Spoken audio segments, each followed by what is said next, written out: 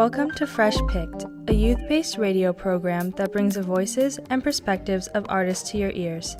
I'm Juliana Farrow, and today we will be meeting Michael Rubino, a music composer working in Los Angeles, California. I'm a music composer for media. One of Michael's strengths is his versatility, his ability to adapt music to fit a variety of visual media types.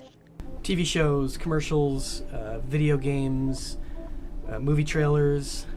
Many blockbuster movies and TV shows have Michael to thank for their scores. Frankenweenie, Brave, action movies like Sherlock Holmes,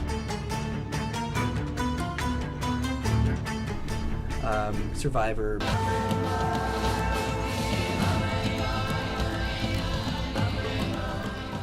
Bachelor, Hell's Kitchen, talk shows like Ellen DeGeneres and Tyra Banks. From an early age, Michael's family imbued him with the love of music, but the niche that he carved for himself was entirely his own. There was a lot of music in my family. I had a father that was a bass player and recording engineer, and an uncle that was also a composer, and then everybody in the family played some kind of instrument.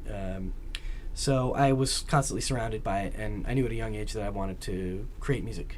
For many people who aspire to work in the entertainment industry, finding sequential jobs relies on both talent and connections. Although Michael is now an experienced veteran in his field, getting a foot in the door of the music business proved to be a gradual yet rewarding process. The first year I just kind of gave piano lessons and around town and just tried to meet as many people as I can, because that's really, at least in the entertainment industry, who you know, your relationships are really the key.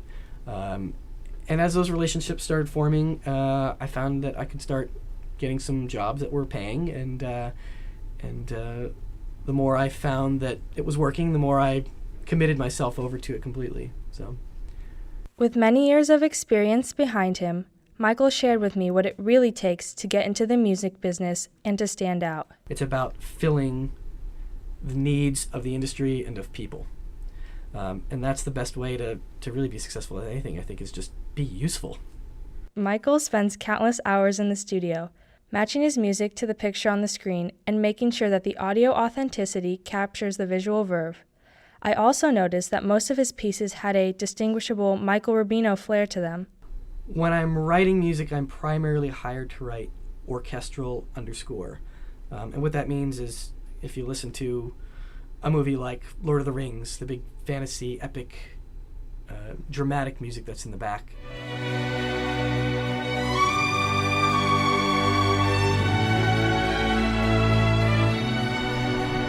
And that style goes back to the classical composers who really started that, from Mozart and Beethoven to Bach and all those names you've heard a million times.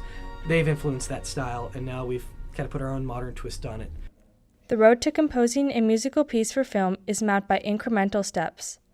Michael took me through his thought process in finding the right mood for an underscore, revealing how he finds his inspiration along the way. Since I'm usually writing music for media, that means the music is really there to serve a purpose. It's not art just in its own right. It's art that's serving other art. So the first thing to do is look at what the project is, and that usually will dictate what kind of music. Like I mentioned Lord of the Rings, if there was hip hop in the back, you'd be like, what is happening? You need to, the music will set the mood, set the time, set the place, and sort of instruct you how to feel. So the big question is, how do I want to feel? If it's a scene from a TV show, what's this character feeling? And I want to get inside that character's head and want to understand that character's emotions. So the music's the thing that bridges that gap. He listens to the works of some of the great composers before him to figure out the most effective way to create an emotion before personalizing his piece.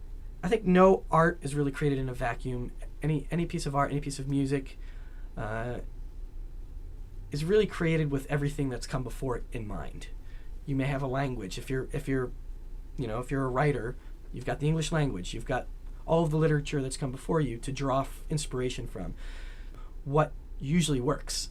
If it's a big scary scene, what kind of sounds create that scary feeling? Is it strings that are like making weird noises and rubbing their bows, and it's screechy and creepy. That's worked a lot in the past. How can I put my own twist on it and make it unique and make it my own? After he finds the right mood and is able to put his own twist on the piece, he is able to take another step further on his road to completion. I'll start writing. And for me, usually that is based in the computer. I use software called Logic Pro, which is made by Apple.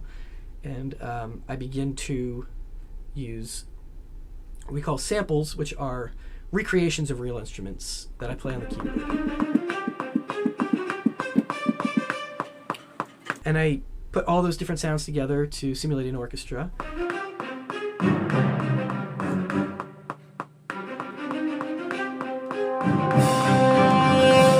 And if it's a project where there's enough money to get a real orchestra, we'll then take that as a sort of, we call it a mock-up, it's sort of a simulation. And once everybody listens to it and likes it, then we'll go bring it to the real orchestra and have the real orchestra play it. If that doesn't happen, then I'll just make the simulation sound as good as possible. And then hopefully everybody likes it, and I'm done.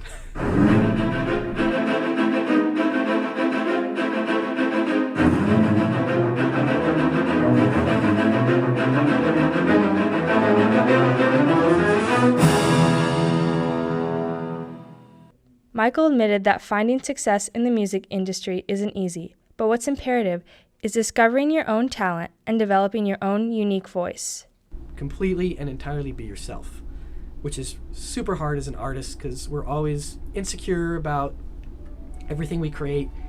But it's finding that confidence in yourself to know that you have a very specific voice that nobody else has, and you really need to develop that and let that shine, and don't try to be like everybody else.